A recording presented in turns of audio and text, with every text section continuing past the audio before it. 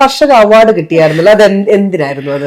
അത് 2023 2023 വനിതാ കർഷകയ്ക്കുള്ള അവാർഡ് എനിക്ക് ശൂന്യാട് തെക്ക് പഞ്ചായത്തിൽ നിന്ന് ആദരവ് തന്നത്.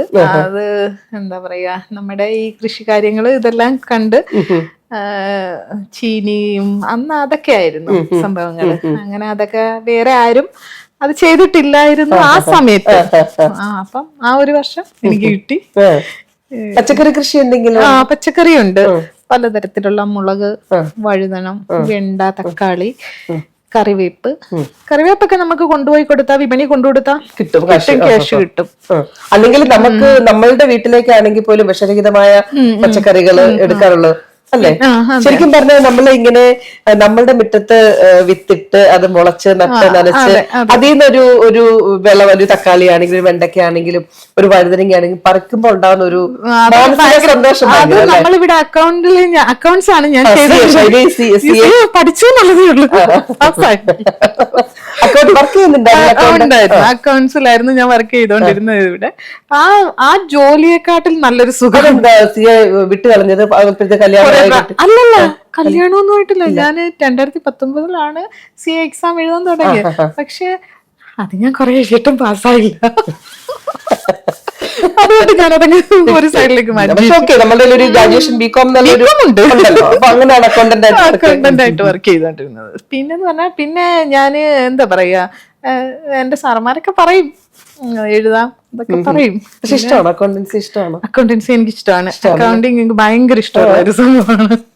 സ്ത്രീകളിൽ ഇങ്ങനെ അക്കൗണ്ടൻസി എനിക്ക് ഭയങ്കര ഇഷ്ടമാണ്. എന്നെ ഭയങ്കര ഇഷ്ടമാണ് അത്. എത്ര ടൈം, എത്ര മണിക്കൂർ ഞാൻ അതിനുവേണ്ടി സ്പെൻഡ് ചെയ്താലും എനിക്ക് അത് മതിയാവത്തില്ല. അത്രയ്ക്ക് ഇഷ്ടമാണ്. ഈ കൃഷിയെ പോലെ തന്നെയാണ് എനിക്ക് അക്കൗണ്ട്സിന്റെ പകരം ഈ കൃഷി അതെ. ഇപ്പോഴെന്ന് പറഞ്ഞാൽ എന്റെ മക്കൾക്ക് ഓരോ സമയത്ത് അഡ്മിഷൻ എടുക്കേണ്ടി വരും.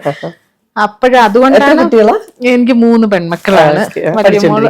3 പേരും പഠിച്ചുകൊണ്ടിരിക്കുന്നത്. അപ്പോഴേ ഓരോ ഇപ്പം 23 ആ സമയത്തൊക്കെ എന്ന് പറഞ്ഞാൽ മക്കൾ ഇവിടെ ആയിരുന്നു പഠിച്ചുകൊണ്ടിരുന്നത് 10th.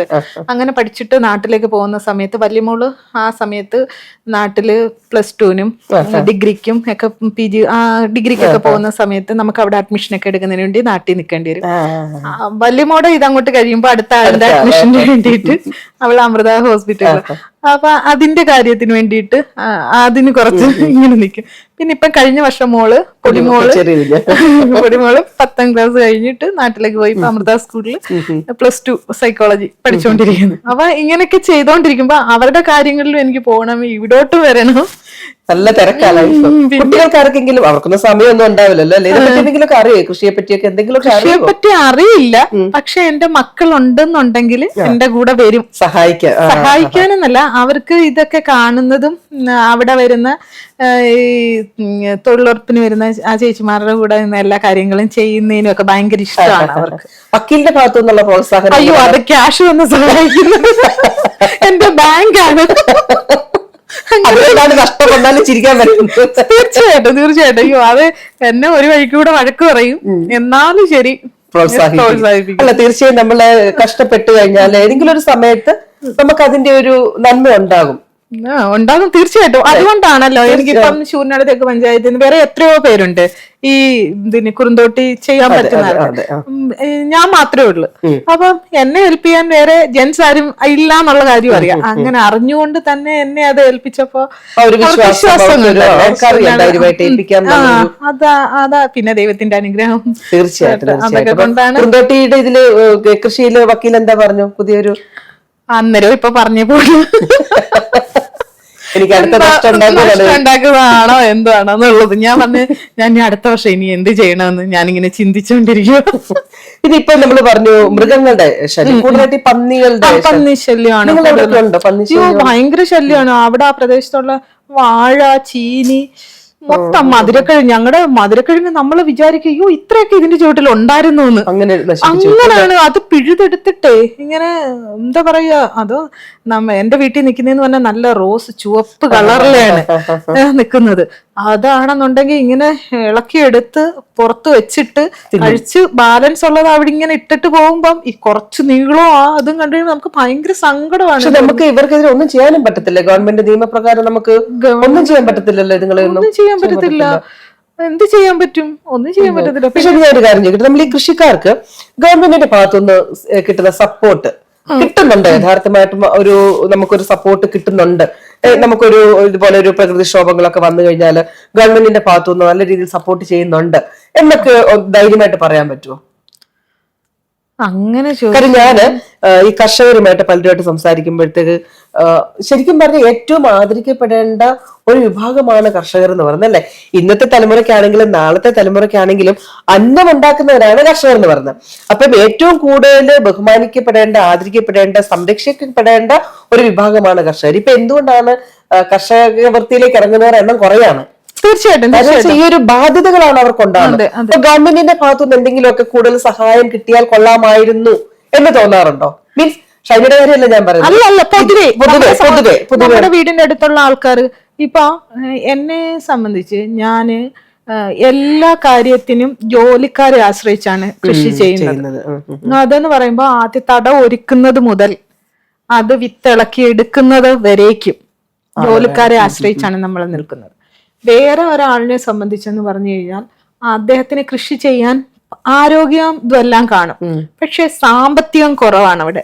പുള്ളി അപ്പോ എല്ലാ കാര്യത്തിനും നമ്മൾ കൃഷിഭവനിലെ ആശ്രയിക്കും, പിന്നെ ബാങ്കുകളെ ആശ്രയിക്കും.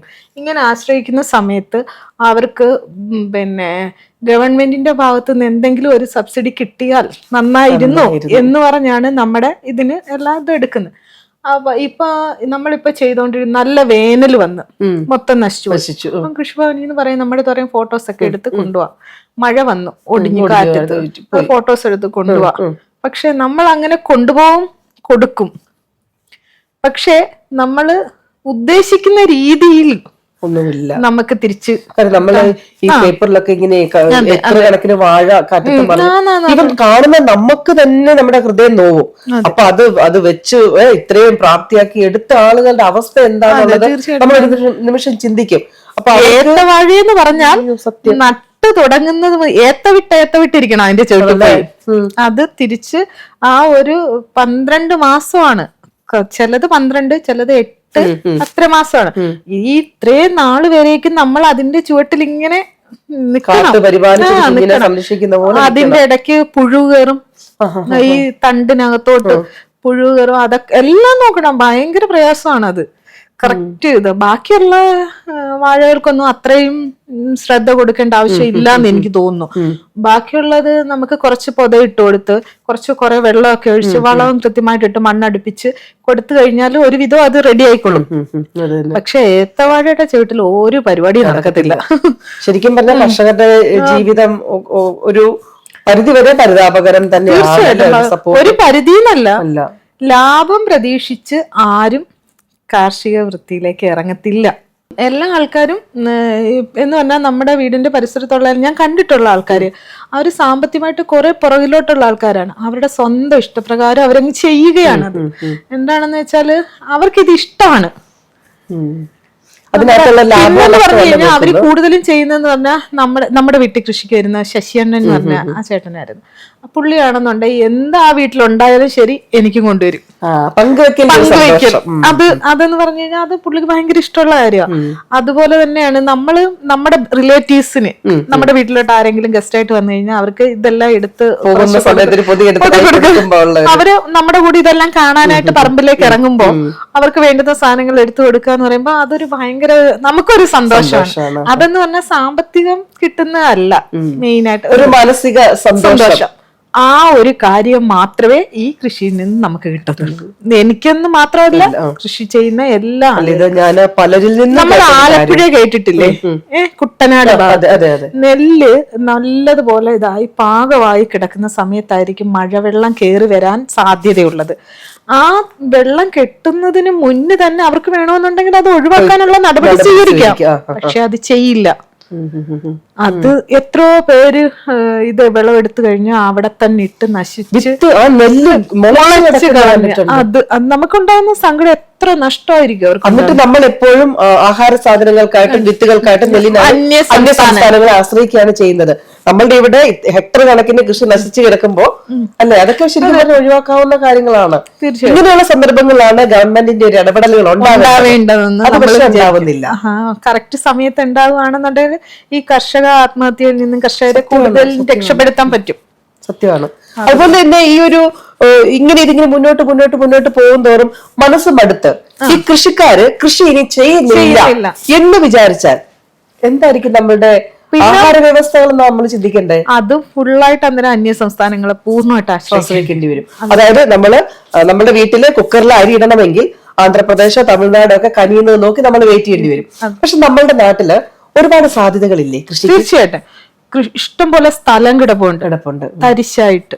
അവിടെ മുഴുവൻ ഇപ്പൊ കാട് കയറി ഇതായിട്ട് കിടക്കുക. പക്ഷെ ഇപ്പോ പഞ്ചായത്ത് പുതിയൊരു നിയമം കൊണ്ടുവന്നിട്ടുണ്ട്. എന്താണെന്ന് വെച്ചാല് എവിടൊക്കെയാണോ ഈ കാട് കയറി വൃത്തിഹീനമായിട്ട് ഈ നമ്മുടെ ഈ വേസ്റ്റ് ഒക്കെ കൊണ്ടുവന്നിട്ട് ഇടുന്ന ഓരോ സ്ഥലത്തു നിന്നുള്ള വേസ്റ്റ് ഒക്കെ കൊണ്ടുവന്നിട്ടേക്കുന്ന ആ സ്ഥലങ്ങളെല്ലാം പഞ്ചായത്ത് തന്നെ അങ്ങ് ഏറ്റെടുക്കുക കൃഷി ചെയ്യുന്നതിന് വേണ്ടിയിട്ട്. അപ്പോഴങ്ങനെ പഞ്ചായത്ത് ഏറ്റെടുക്കുമ്പോ ആ സ്ഥലം എന്റെ അടുത്ത് ആദ്യ ഉടമയുടെ അടുത്ത് വന്ന് ചോദിക്കും, ഈ വസ്തു നിങ്ങൾ കൃഷി ചെയ്യാൻ താല്പര്യമുണ്ടോ?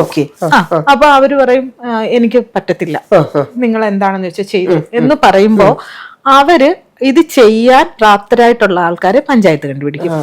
എന്നിട്ട് അവര് ആ പ്രദേശത്ത് അവരിത്രയും ഭാഗം ഒന്നീ കുടുംബശ്രീക്കാരായിരിക്കും തലവിഭാഗം, അല്ലെങ്കിൽ ഏക്കർ കണക്കിന് വസ്തുക്കൾ എടുത്ത് അല്ലെങ്കിൽ കുറച്ച് വസ്തുക്കൾ എടുത്ത് കൃഷി ചെയ്യാൻ താല്പര്യമുള്ളവരായിരിക്കും. അങ്ങനെയൊക്കെ ചെയ്യുമ്പോൾ അവര് അതിന്റെ കരവടച്ച റെസിപ്റ്റ് ബാക്കിയുള്ള കാര്യങ്ങളൊക്കെ കൊണ്ടു കൊടുത്തു കഴിയുമ്പോൾ പഞ്ചായത്തിൽ നിന്ന് അതിന്റെ ആനുകൂല്യങ്ങൾ കിട്ടാൻ സാധ്യതയാണ്.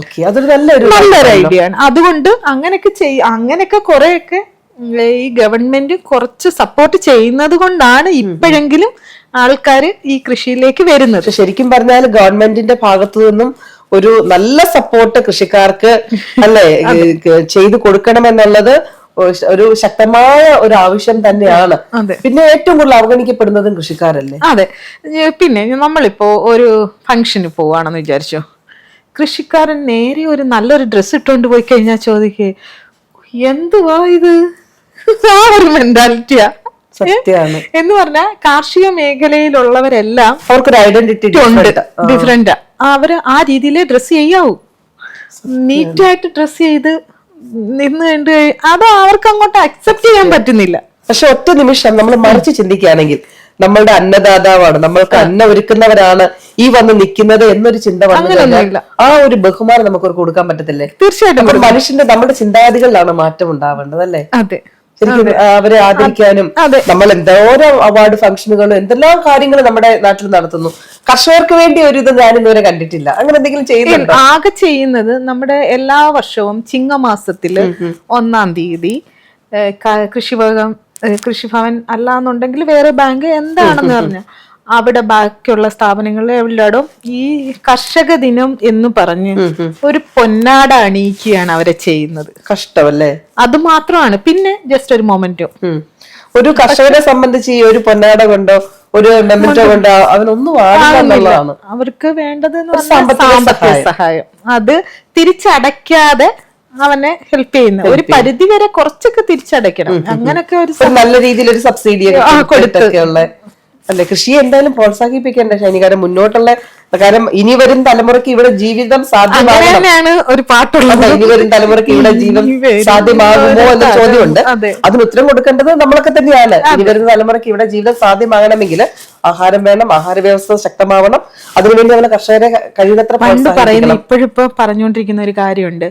നമ്മുടെ പൂർവികര് കായലിലും കുളത്തിലും വെള്ളം കണ്ട്, നമ്മള് കിണറ്റിൽ വെള്ളം കണ്ട്, നമ്മുടെ അച്ഛനും നമ്മള് കുപ്പിയിൽ വെള്ളം കണ്ട്, നമ്മുടെ മക്കൾ എങ്ങനെ കാണും? സത്യമാണ്.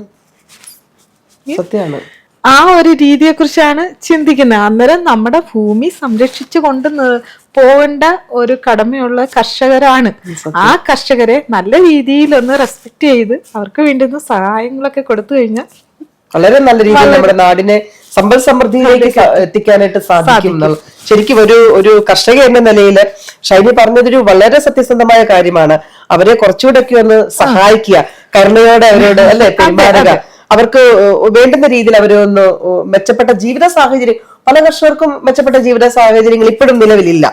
അവര് നമ്മളുടെ എന്താ പറയാ ആഹാര വ്യവസ്ഥയുടെ കാരണവന്മാരായിട്ട് അവരെ വെച്ചിട്ട് ആ ഒരു പരിഗണന അവർക്ക് നൽകി കഴിഞ്ഞാൽ കുറെയൊക്കെ മാറ്റം നമുക്ക് വരുത്താൻ പറ്റും. അതുപോലെ തന്നെ പ്രകൃതി എന്ന് പറയുന്നത് സത്യമാണ് അല്ലെ? പ്രകൃതി ഒരു സത്യമാണ്. നമ്മൾ പ്രകൃതിയെ എങ്ങനെ ട്രീറ്റ് ചെയ്യുന്നു അതുപോലെയാണ് തിരിച്ച് പ്രകൃതി തരുന്നത്. സോ പ്രകൃതിയുമായി ഏറ്റവും ഇണങ്ങി ജീവിക്കുന്നവരാണ് കർഷകർ എന്ന് പറയുന്നത്. അവർക്കാണ് പ്രകൃതിയുടെ ഓരോ മാറ്റങ്ങളും അറിയാൻ പറ്റുന്നത്. അപ്പം എന്തായാലും ഷൈനി പറഞ്ഞതുപോലെ തന്നെ ഇതൊക്കെ ഗവൺമെന്റ് തലത്തിൽ നിന്നൊക്കെ ആയെങ്കിലും അല്ലെ, പഞ്ചായത്തൊക്കെ അതിനിപ്പോ ഒരു ചെറിയ ചെറിയ കാര്യങ്ങളൊക്കെ ചെയ്തു വരുന്നു. ചെറിയ ചെറിയ കാര്യങ്ങളല്ല, പഞ്ചായത്ത് എന്ന് പറയുമ്പോൾ കൃഷിഭവൻ നല്ല നമ്മളെ സപ്പോർട്ട് ചെയ്യുന്നുണ്ട്. ഏത് കാര്യം, വിത്തും വളവും എല്ലാം അവര് തരുന്നുണ്ട്. പക്ഷേ ഈ നഷ്ടം വന്ന് കഴിയുമ്പോ അത് നികത്താനുള്ള ഒരു സാമ്പത്തിക ഭദ്രത കൂടി ഗവൺമെന്റ് തലത്തിൽ നിന്നും ഉണ്ടായാൽ വലിയ ഉപകാരം. അത് ഒരു നിർദ്ദേശം മാത്രമല്ല അല്ലെ, ഒരു അപേക്ഷ, ഒരു കർഷകരുടെ എല്ലാ കർഷകരുടെയും പ്രതിനിധിയായി നിന്നുകൊണ്ട് ഒരു വനിതാ കർഷകർ നടത്തുന്ന ഒരു അപേക്ഷയാണ് നമ്മുടെ സമൂഹത്തോട്, നമ്മുടെ ഗവൺമെന്റിനോട്. ഇത് കാര്യമായി തന്നെ കണക്കിലെടുക്കേണ്ടുന്ന ഒരു കാര്യമാണ്.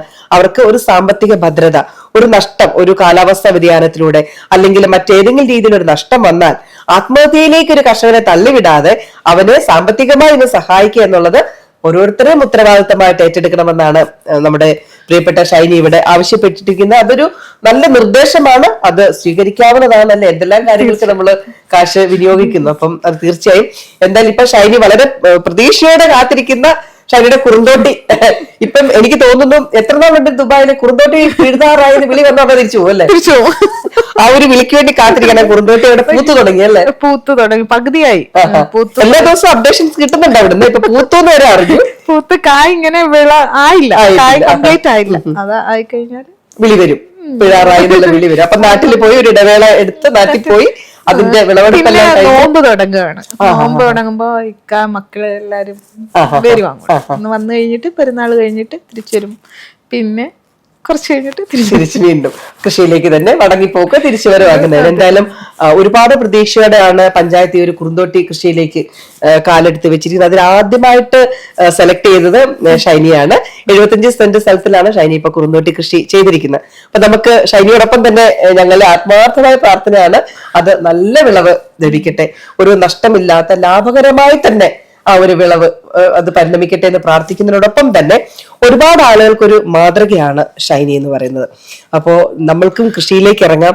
നിങ്ങൾക്ക് സ്ഥലമുണ്ടെങ്കിൽ അല്ല, എന്താണ് ഷൈനിക്ക് ഉപദേശമായിട്ട് എന്ത് പറയാൻ പറ്റും? കൂടുതൽ സ്ഥലങ്ങളൊന്നും വേണ്ട നമുക്ക് കൃഷി ചെയ്യുന്നതിന് വേണ്ടിയിട്ട്. എന്താണെന്ന് വെച്ചാൽ നമ്മൾക്ക് മനസ്സുകൊണ്ട് താല്പര്യം ഉണ്ടെങ്കിൽ നമ്മുടെ ബാഗുകളില്ലേ, ബാഗുകള്, അത് വേറെ ഒന്നും വേണ്ട. നമ്മൾ 5 കിലോ അരി വാങ്ങിക്കുന്ന കവറുകളില്ലേ, ആ കവറിൽ മണ്ണ് നിറച്ചിട്ട് നമുക്ക് ഒരു മുളക് തൈയോ ഒരു വെണ്ടയുടെ അരിയോ എന്താണെന്ന് വെച്ചാൽ നമ്മൾ വേറെ ഒന്നും നമുക്ക് കിട്ടുന്നില്ല എന്നുണ്ടെങ്കിൽ പച്ചക്കറി വാങ്ങിക്കുമ്പോ കിട്ടുന്ന അതിനകത്തുള്ളത് എന്തെങ്കിലും എന്തെങ്കിലും ഒന്നെടുത്ത് ആ കവറിലേക്ക് ഇട്ട് കഴിഞ്ഞാൽ അത് മുളച്ചോളും. അല്ലാതെ ഉണ്ട് പ്രത്യേകിച്ച് ഇതിന് ഏക്കർ കണക്കിന് സ്ഥലങ്ങളൊന്നും ആവശ്യമില്ല, പക്ഷെ മനസ്സുണ്ടാകണം. അതാണ് ആദ്യമായിട്ട്. എന്താണ് നമ്മളുടെ നമുക്കറിയാം ഒരുപാട് സ്ത്രീകൾ നമുക്ക് ജോലിയില്ലാതെ വീടുകളിലൊക്കെ ഇരിക്കുന്നവരുണ്ട്. അവരോടൊക്കെ ഈ ടെറസിലൊക്കെ കൃഷി ചെയ്യാൻ പറ്റുന്നവരുണ്ട്. എന്താണ് അവർക്ക് കൊടുക്കാൻ പറ്റുന്ന ഒരു ആത്മാർത്ഥതയുള്ള ഒരു കർഷക എന്ന നിലയ്ക്ക് എന്താണ് അവരോട് പറയാം, നമ്മുടെ സ്ത്രീജനങ്ങളോട്? നമ്മുടെ ഒരു സിനിമയ്ക്കകത്ത് മഞ്ജു വാര്യർ പറയുന്ന പോലെ അതുപോലെ എന്താണ് പറയുന്നത്? അത്രയൊന്നും പറയാൻ ഞാൻ ആളല്ല. അത്രയും വേണ്ട, ഷൈനിയുടെ ഒരു അനുഭവത്തിൽ നിന്ന് പറയാൻ നമുക്ക് എല്ലാരും പറയുന്ന കാര്യമാണ്, നമുക്ക് സമയമില്ല. നമ്മൾ വീട്ടിൽ നിൽക്കുന്ന സമയത്ത് കുക്കിങ്ങിനായിട്ടുള്ള സമയം രാവിലെ നമുക്ക് കുക്ക് ചെയ്യേണ്ട ആവശ്യമൊന്നുമില്ല. അത്യാവശ്യം പിന്നെ വീട് വൃത്തിയാക്കൽ എന്നുള്ളതാണ് ഏറ്റവും മെയിൻ ആയിട്ടുള്ള ജോലി. വീടും പരിസരവും വൃത്തിയാക്കുക എന്നുള്ളതാണ് ഏറ്റവും വലിയൊരു ജോലി.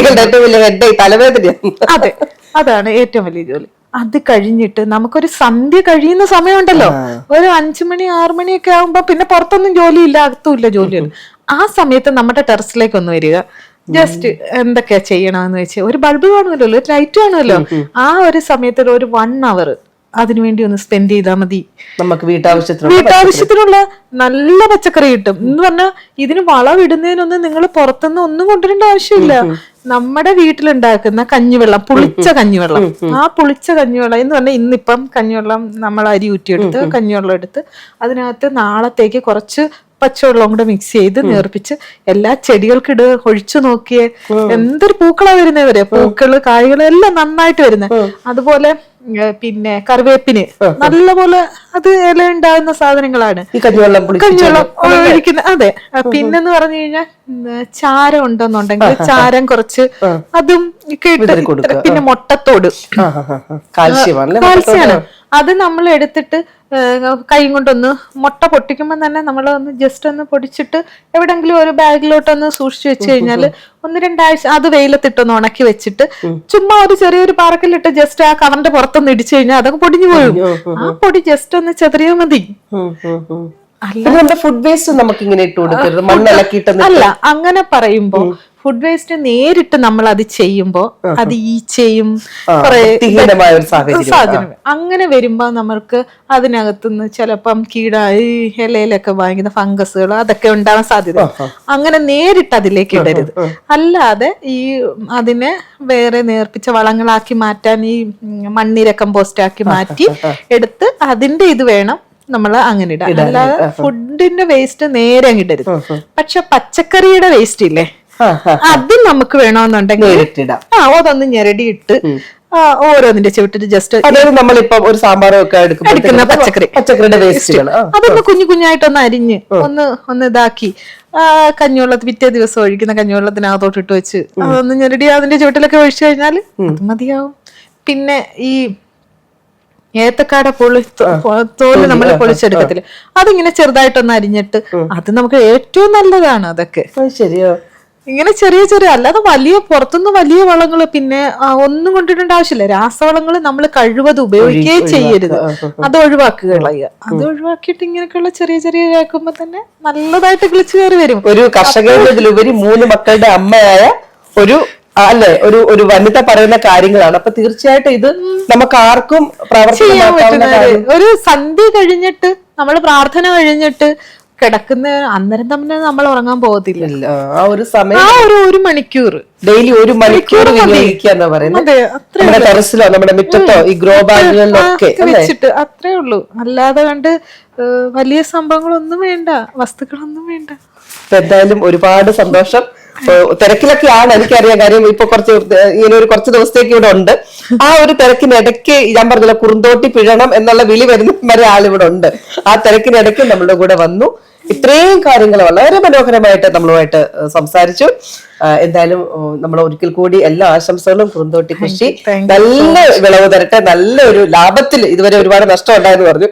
ഈ ഒരു കൃഷി ലാഭത്തിലാവട്ടെ എന്ന് പ്രാർത്ഥിക്കുന്നതിനോടൊപ്പം ഒരുപാട് ആളുകൾക്ക് ഷൈനിയുടെ ഈ ഒരു കൃഷി രീതികളും ഈ ഒരു പ്രചോദനമാവട്ടെ എന്ന് കൂടി ഞാൻ ആശംസിക്കുകയാണ്. Thank you so much. Thank you so much. Thank you.